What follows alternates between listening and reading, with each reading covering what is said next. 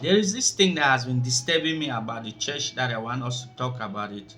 Should churches be saving money in the bank while there are Christians or brethren suffering in that congregation? Yes, pause and think about it. And to answer that question, let's vividly look at the purpose of giving.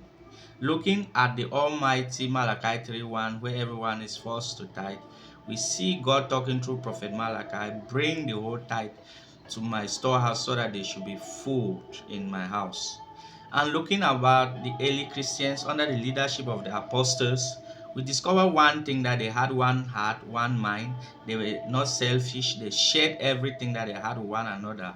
They went as far as selling their properties and bringing the proceeds to the apostles, which was shared, and nobody was in lack. Everybody had enough. Yes, the purpose of giving is that there should be food in my Father's house.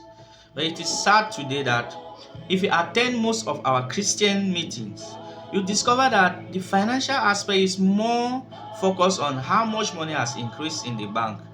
And I'm like, what?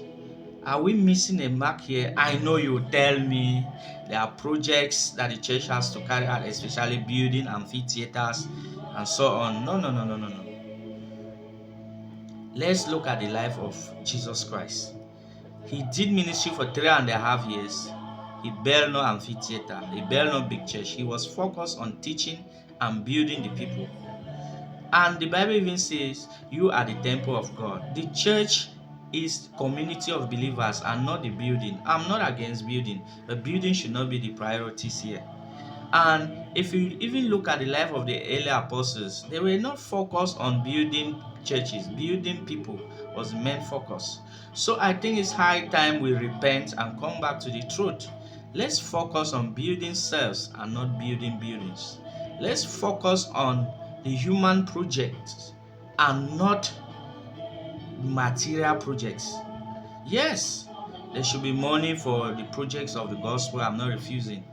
But why should money be idle in the bank and people trek from home to church and they get back, they don't have to eat, and barely some proportion of people in the church are being taken care of?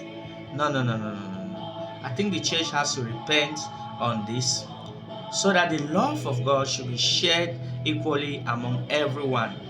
There is no one bigger than another in the eyes of God. The food in the God's house should be equally shared. There should be nobody in need and in lack in the house of God. Thank you so much. This is your favorite Grace Ambassador, always bringing you good news. Stay blessed. See you next.